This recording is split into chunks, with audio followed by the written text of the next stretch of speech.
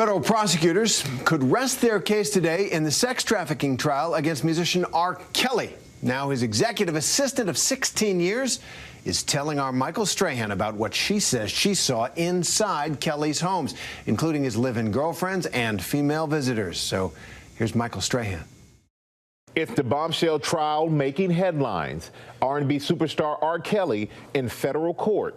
At various points over the span of nearly 2 decades, allegations from sex trafficking to child pornography have swirled around R. Kelly, but he has not been found guilty of any crimes. The singer, now back in court and claiming his innocence again, pleading not guilty to multiple federal charges, including racketeering and sexual abuse. There were women always, coming at him. Diana Copeland served as R. Kelly's executive assistant off and on for 16 years, taking the stand, sharing details from her experience working in his homes. I believe I can fly. At the time, Kelly was one of the biggest selling male artists and music producers. His hit song, I Believe I Can Fly, winning him 3 Grammys. And what was it like working for him? It was incredible.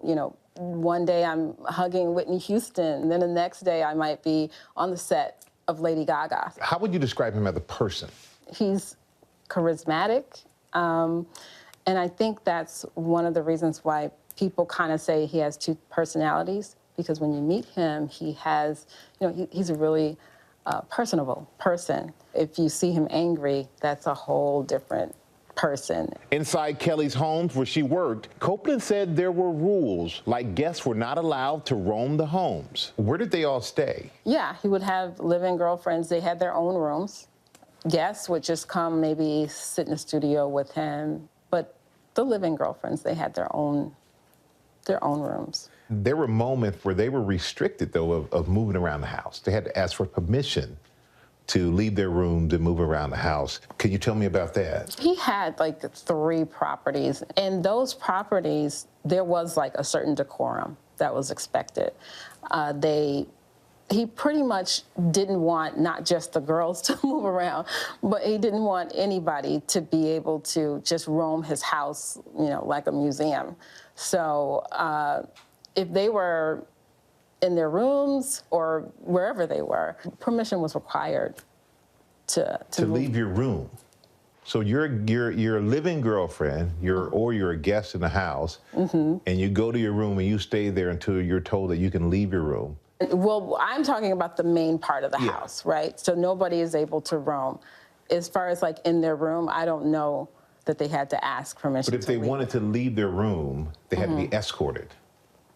Is that how it worked? You had to ask permission to leave your room? No, I don't know of permission to leave your room, but I do know, I don't think anybody was escorted from their room. So you were never asked to like walk someone from one room to the other? Oh, never. As executive assistant, Copeland says she had freedoms other guests didn't, but she says everyone was required to knock on the wall when entering a space to announce their presence. Copeland says that rule was put in place by R. Kelly's ex-wife, but stayed in place after their divorce. Why were you told to do that? When I first started working for Robert, I asked that very same question because I had noticed that, his ex-wife would do that. So I did ask him that question. And he said, listen, I have people in my house 24 hours a day.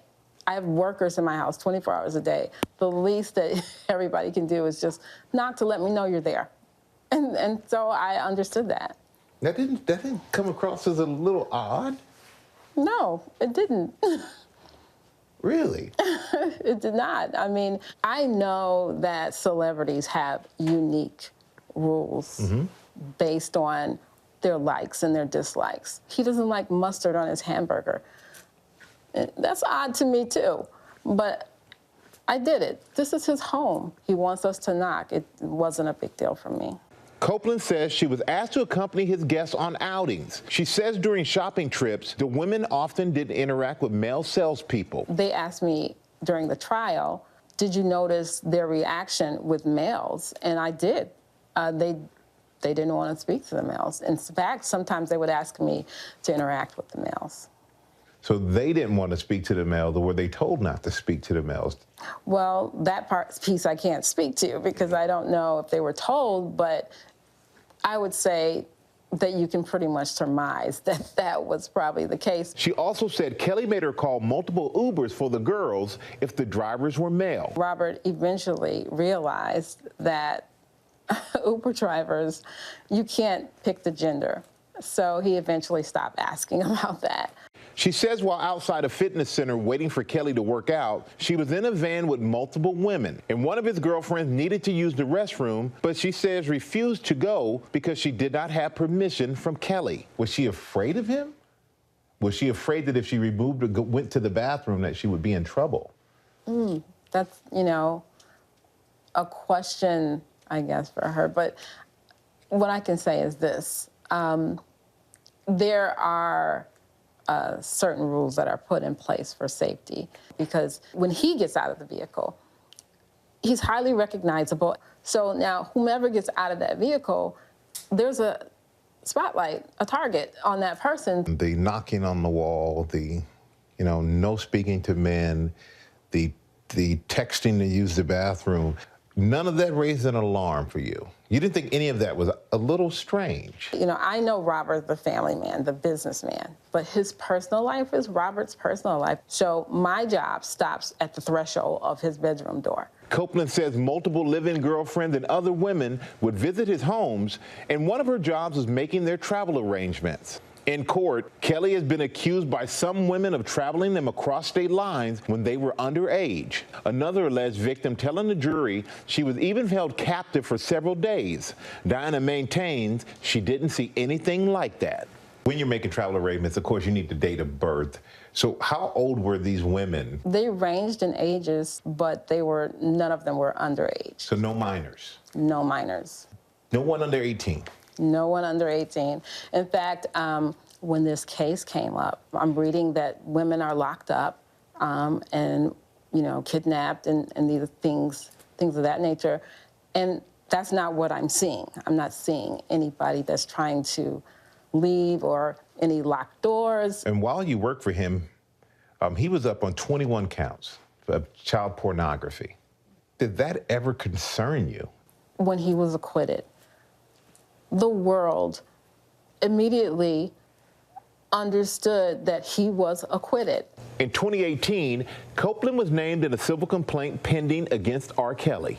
The accuser saying Kelly used Copeland to enforce his rules, allegations he denies. She alleges that Kelly locked her in secluded areas, rooms, studios, motor vehicles, as punishment, and that he would instruct you to, quote, stand guard outside the door.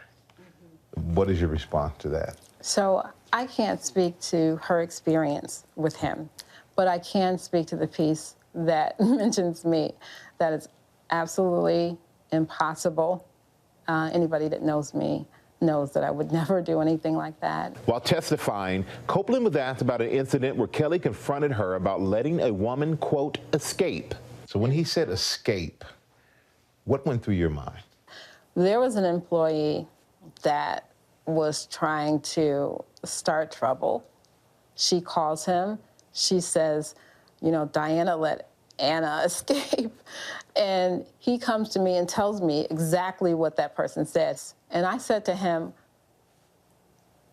that was concerning to me. Like, why would you say that? But that, I want to make very clear, those were words that he was using from someone who had called him. Because if someone used the word escape, I think somebody's been held against their will. And they found a way to escape and get out from it. Yes. He's never asked me or anyone else that I know to make sure, women don't leave. Mm-hmm. Every woman that's left has walked right out the door. Copeland testified on cross-examination at trial that the year she worked for him, Kelly never tried to prevent someone from leaving or asked her or anyone else to try to prevent someone from leaving. During the latest trial, Copeland herself was named as someone who took part in the alleged mistreatment, but denies it. And one woman testified that you took her for an STD test. Was that part of your duties? Is that something that happened? That I don't even recall that, so. She even said that you withheld the results from her. First of all, let me just say, they don't give results to other people. But I have no recollection of it. Did he ever ask you to recruit women for him? He's never asked me, but at the time, I'm only saying that he was R. Kelly, a mega superstar. He needed no help. I mean, absolutely no help to recruit women or to get women. Is there anything that you think you could have, would have done differently? You know, looking back, I think that I would have done things the same way I did. I don't think that anything that I did was wrong, or, and I also don't think that anything that I could have done would have changed what Robert did. I can only control Diana. Hi, everyone. George Stephanopoulos here. Thanks for checking out the ABC News YouTube channel. If you'd like to get more videos, show highlights, and watch live event coverage, click on the right over here to subscribe to our channel. And don't forget to download the ABC News app for breaking news alerts. Thanks for watching.